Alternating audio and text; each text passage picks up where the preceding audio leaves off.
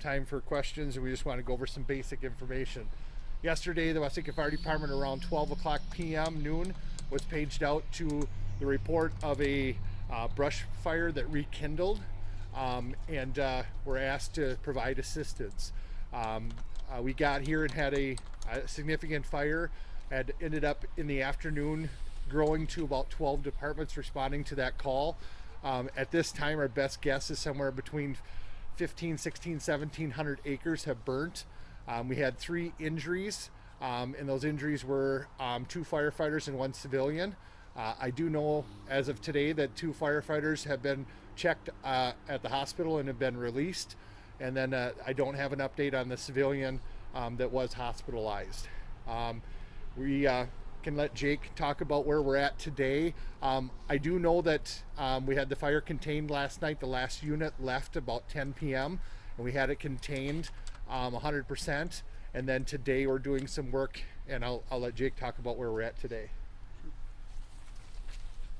I'm Jake Froyum. I'm with Minnesota DNR Forestry. I'm the regional fire specialist. And as you said, we got called over here yesterday for a large and expanding grass fire in the swamp here. It's state ownership. It's the Finley Wildlife Management Area and the Moonen Wildlife Management Area. And Minnesota DNR Forestry is able to assist local fire departments in wildland situations because we do have the specialized training, equipment, and experience in these unique situations that we run into with wildland fires.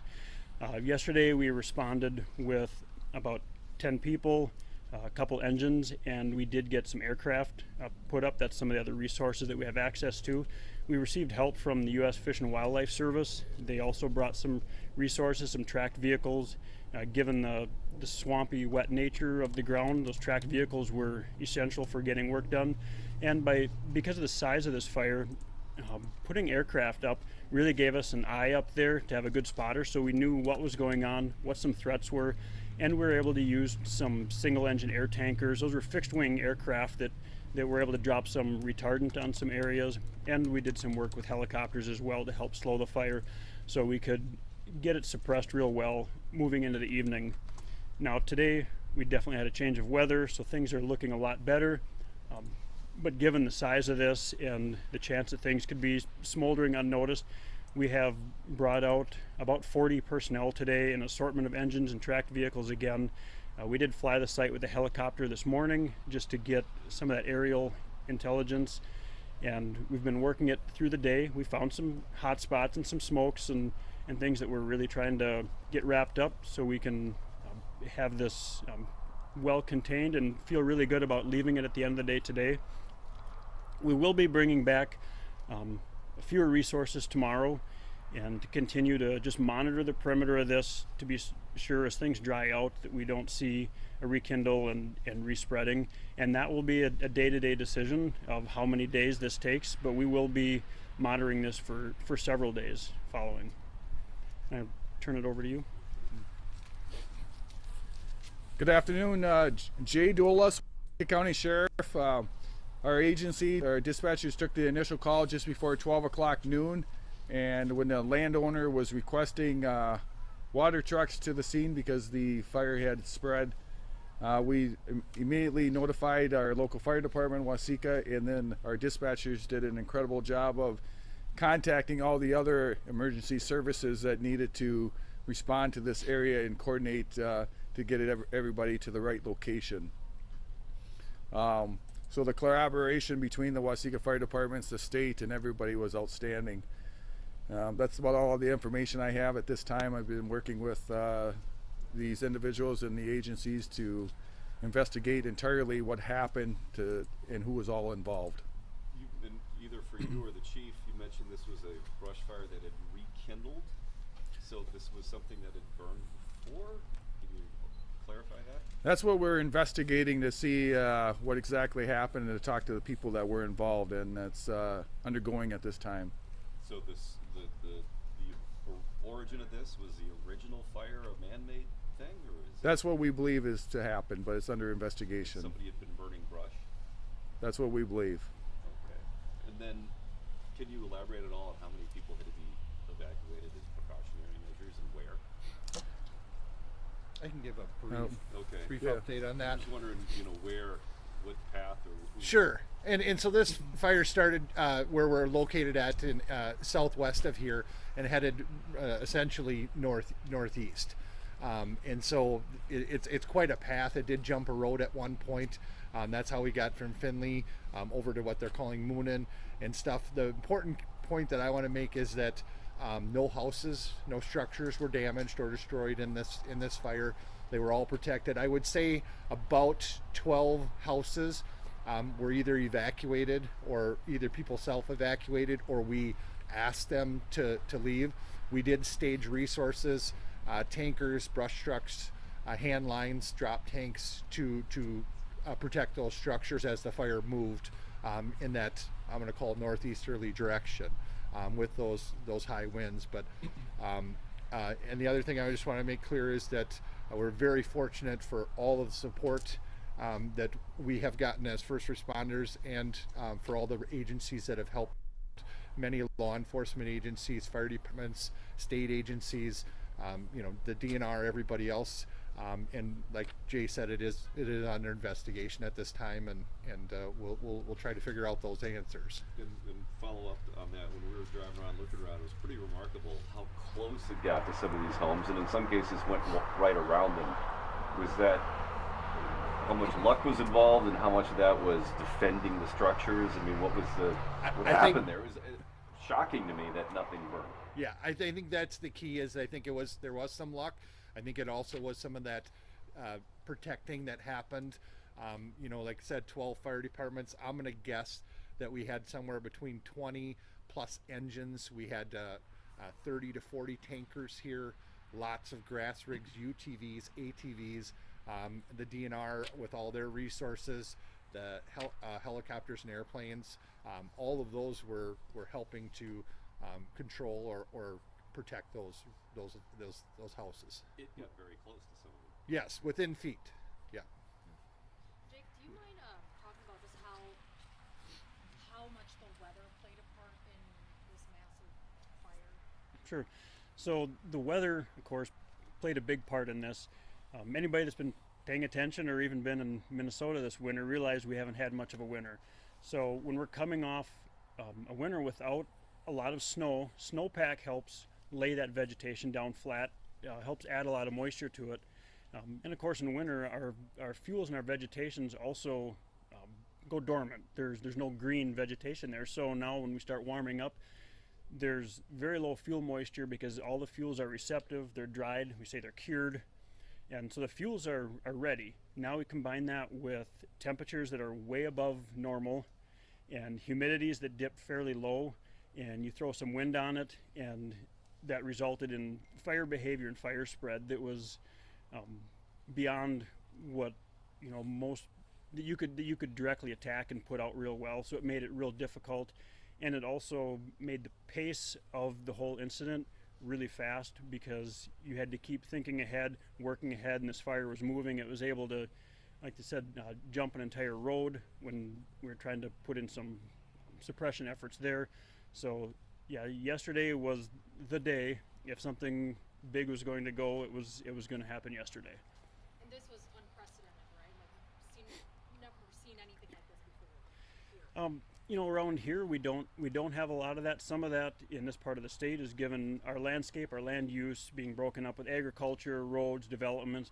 We don't have a lot of these larger tracts that are intact where fire can carry these large distances. So it's more unusual here. You go travel to parts farther northern Minnesota, it's more common. But I wouldn't say it's completely unprecedented because we do have the experience, the gear, the equipment, the aircraft, at least statewide, to respond to these sort of incidents, and we have numerous incidents throughout the year as well in southern Minnesota. Last night a cold front came through. I want to say it was about 6 p.m. somewhere in that window. Behind that cold front, much colder temperatures, also so much lighter winds. How much did that help with putting out the fire last night? Yes, I think that cold front probably played into some of those high winds that we were getting initially. It first came through, and I think the air was even a little bit drier initially, but then we did get lower winds. Now today we got some wetting rain on the fire. Those temperatures have certainly dropped, and The fire's been, it's not running, it's not moving today. It's been smoldering and maybe creeping at best.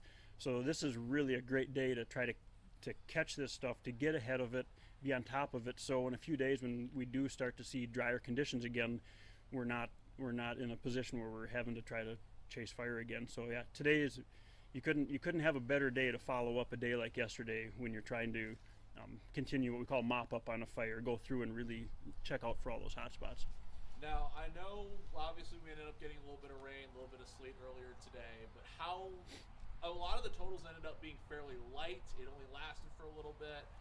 Ideally, how was it enough to put a significant help in mopping up, as you described, the fire? Or would you say, It's certainly that little bit of moisture we had is not going to put fire out, to speak. It'll tamp it down. Maybe it won't spread as readily. The fuels won't be as receptive, so it can't spread to new areas as well. But it's certainly temporary, and even as the day goes on and things dry out, it's a matter of hours really. But it buys us some really good time and really helps us do some good work.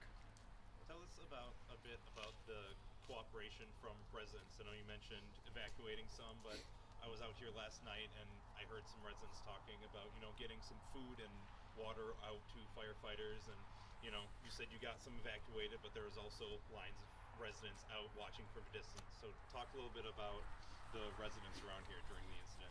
So we have a great community both in the city and in the rural out here, and absolutely tons of help, tons of food out at the scene, back at the station.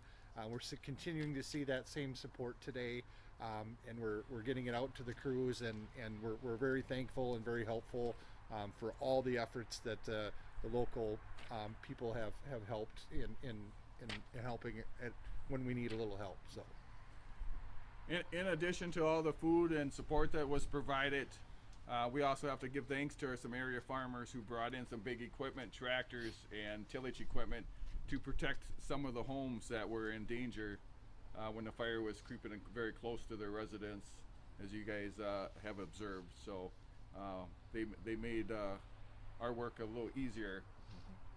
could you just describe some of the farming equipment that was used and how it was truly able to help limit the spread of the fire and make it easier for you guys to put out the fire as well? Yeah, the area farmers brought in large tractors with rippers and discs that tear up the soil and bring black dirt to the top that would slow down the fire from burning up the grass that would encroach upon the homes. And those pieces of equipment were anywhere from 30 to 50 feet wide, and they cover some great territory real quick. And they were also able to go to some terrain really quickly that the firefighters weren't able to walk to or get water to. And with their large track machines, they made that work easier and quicker for us. I'm good. good, awesome. Thanks, guys. Thank you. Thank you. Thank you. We'll stick around for a little bit. There's some questions that you need from us. We'll try to answer what we can. Press release. I don't believe Would it you is. spell it out for me at the mic? Sure. So, yeah, Jake, Jake Froyum, Froyum, with Minnesota DNR Forestry. Thank you so much. Yep. Yeah, thank you, because Leanne was in there.